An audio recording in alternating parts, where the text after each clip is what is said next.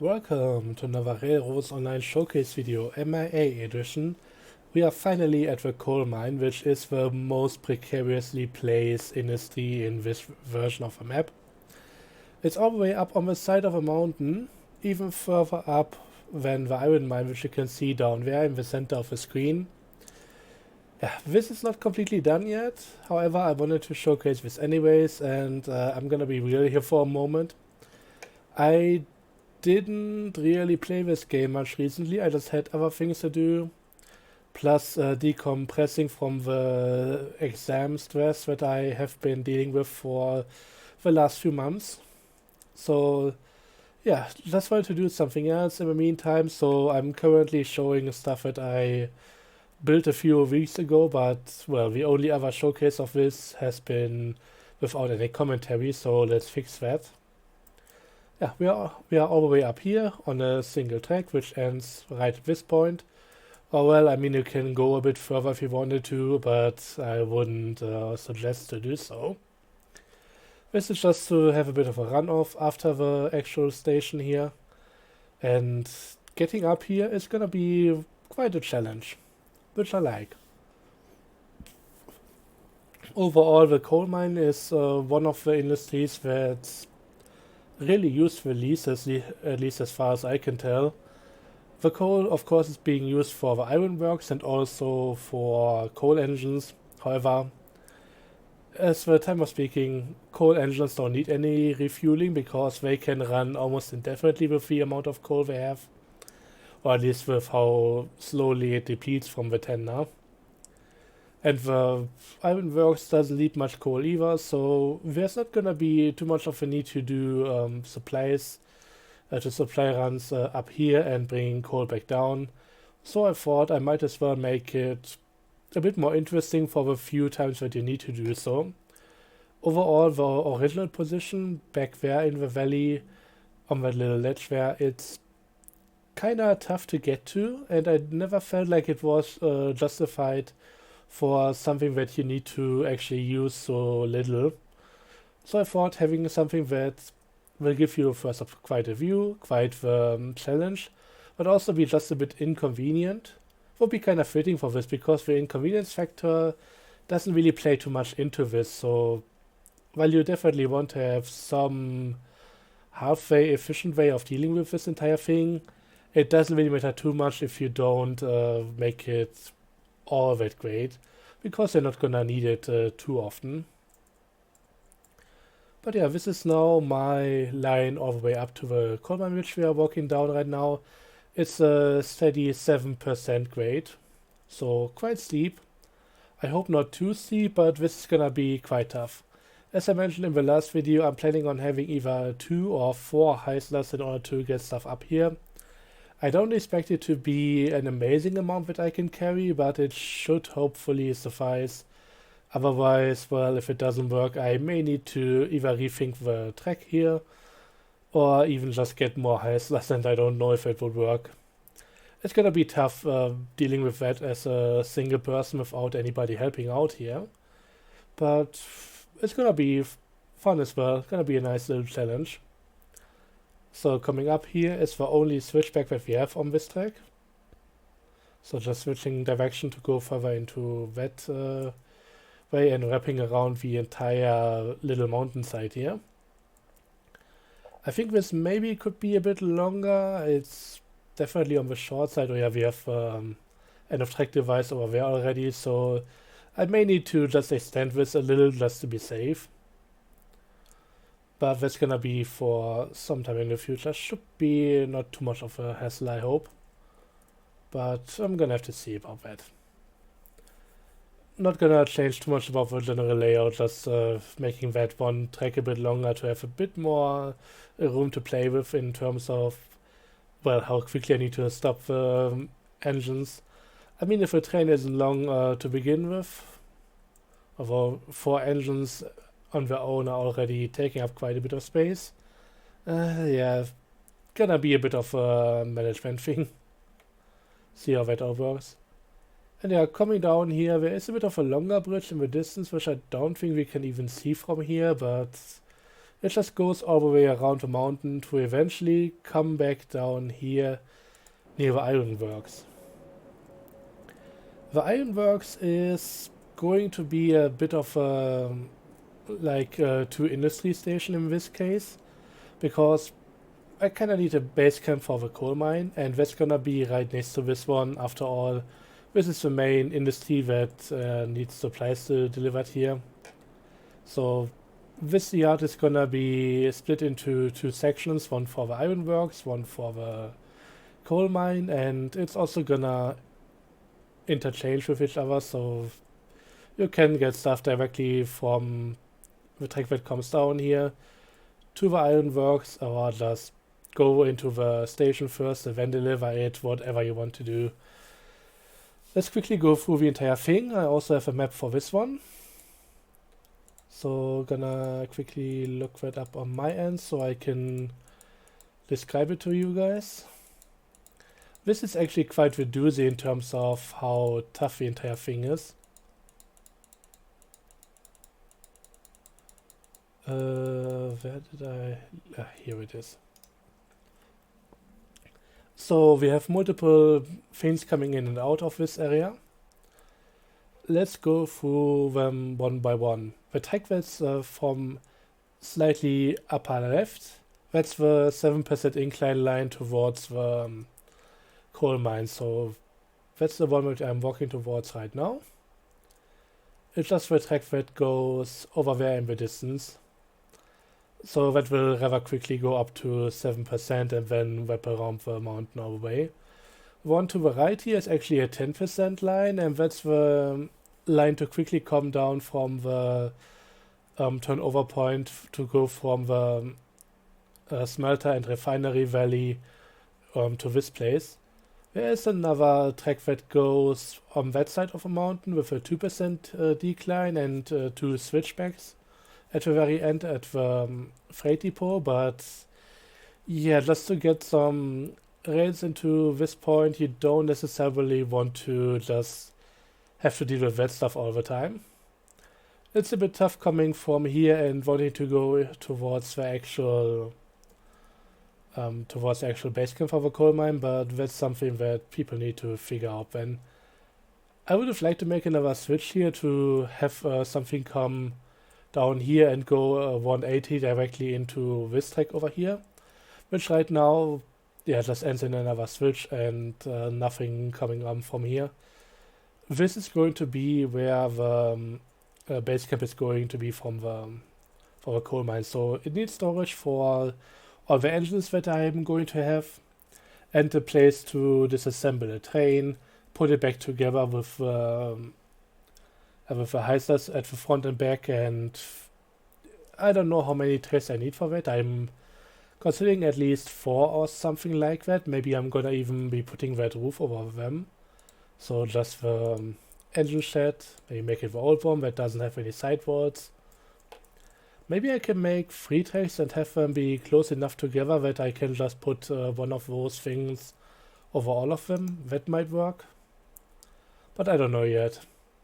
Maybe I'm gonna be removing this switch anyways and just straightening out the track a bit more before actually splitting it up. There should be enough space in this direction towards the end of the valley. But right now I don't have anything of that yet. It's gonna take a while to get going. But yeah, this is the weird dead end part. This is where the base camp is going to go. And next up we actually have some connections to the Ironworks itself. First up, the area where you can actually connect the new stuff. So I have one track just dedicated to put down, I guess just one of the boxcars in order to just have them filled up. I need like 36 items in them, so yeah, just having one that's permanently being supplied by the crane over here, I think that's the way to go, and not just make it part of a longer train that then just needs for this thing to fill up. But also, one thing to consider here is that this is not the original map, as you can see, obviously. You actually need to carry the boxes across half the map. We are all the way down here at the Ironworks, and I was about to say the smelter, but no, the oil field that needs the tools is actually all the way up in the north, so you need to go through the entire valley here in order to get there. So might be worth actually picking up a few boxes, maybe multiple cars even, just to make sure that those supply lasts for a while.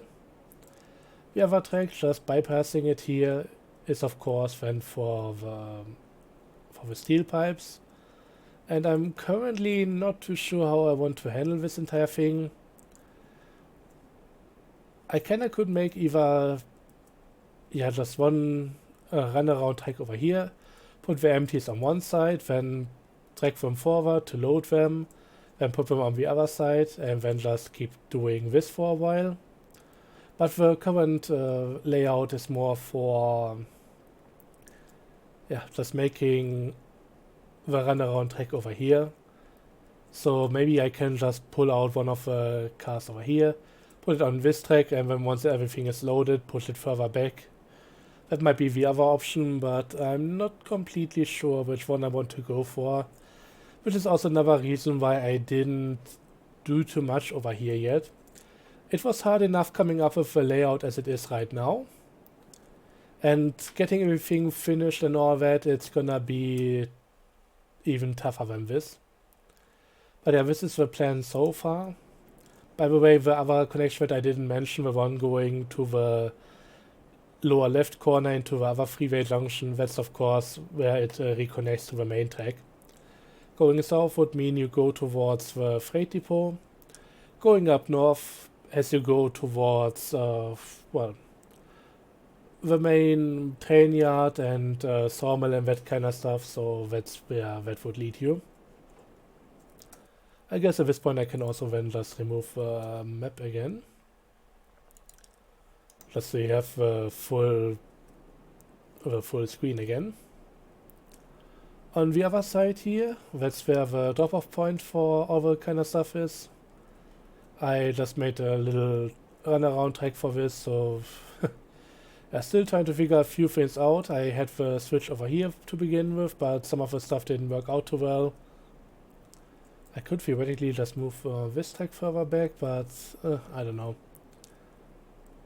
I feel like I need some kind of runaround track just so that if I come down here with a very long train with different resources, I can just park it on one side and make sure to get some of the supplies in and then put the empty cars on the other side if it gets too long. Also, of course, there needs to be a way to turn the train around, because this is not going to be a balloon loop or something. This is going to have an end of track device eventually. So even if I can do a rolling unlock on the left track, I would eventually need to stop the train, disconnect the engine and have it come back around. That leaves me with a question where I would even put the turntable, and I don't think that's fully decided yet. Maybe there's just gonna be one in the coal camp part of things. After all, it's all very well connected. But this entire setup has taken a while to do, and it's so complicated that I actually like looking at the map with all of the different tracks for that, instead of trying to figure out what's going on here just on its own. This is something that really reinforced the idea in me that I definitely want to have some signs rather soon. So I hope that's going to be in the next major update. And I hope the next major update is not going to be the end of Unreal Engine 4 and this game. But yeah. Need some signs in order to make sure I know what to do over here. That's the main point I wanted to get to. So besides that, let's have a quick look at the freight depot. I don't think this update has been in a video with any commentary yet. So we have the switchbacks over here. I think the main line is coming down from up above. Then we go into a switchback somewhere in that direction. You go over this line backwards, and then you have another switchback coming down somewhere over here. This is actually a new part of a main line that I added to this area. It's kinda just like a bypass for this. I wish I could have made it on the other side, but then it would need to cross over the industry at some point in order to get to the rest of the main line. So I decided to go a bit further up and try to bypass it on the side of a mountain over here. Because on this end, I could actually see myself building another little train yard, just like another set of runaround tracks in order to then be able to use this side of the depot, which is the one with a longer platform. But that's for some time in the future. Right now I'm using the other side because that's kinda already been built up and it's working quite nicely. And on this end, this is kind of a main line. You can choose between either going up the mountain track with a double switchback or stay on the ground and just complete the loop around this area. So this is actually a loop and you can leave it through here and go to either the main train yard or the sawmill. I think I'm gonna quickly just showcase the sawmill as well. Just so that we are basically on the newest well, on the newest type of things with everything. I'm kind of missing the word here, that we are up to date with everything, that's what I mean. There is a particular way to say it in German and it just doesn't translate to English and I just trap myself in trying to do so anyways. So it used to be the case on the old version of a sawmill that actually, well, there was one freeway junction going into this area to drop off any logs that you have, and another freeway junction from a main line that just goes through a corner over in that direction to go to the collection areas. They would both come together at the very end in a turntable, and it was a very quick and dirty design that I didn't like too much, so I needed to get rid of it at some point, and the point has finally come. So in this version there's only one freeway junction and that leads to this track over here that just starts by bypassing the entire area and the entire industry to go at it from the back again. So going into this, there's a bit of an S-bend over here. You start by just bypassing all of this stuff and getting into a runaround track again. Yes, I know it's my most favorite trick in the game, just having two parallel lines in order to deal with incoming trains. So parking the train on one side, grabbing the either grabbing the engine coming down on the other side, when you can already turn it around in the turntable, or just grab one of, hopefully eventually there will be one, just a helper engine. Maybe I have a Betsy over here, I don't remember. Let's have a quick look, because this might actually already have a helper engine, but I don't see one from here. Nope, empty. Good to know, what a fantastic showcase.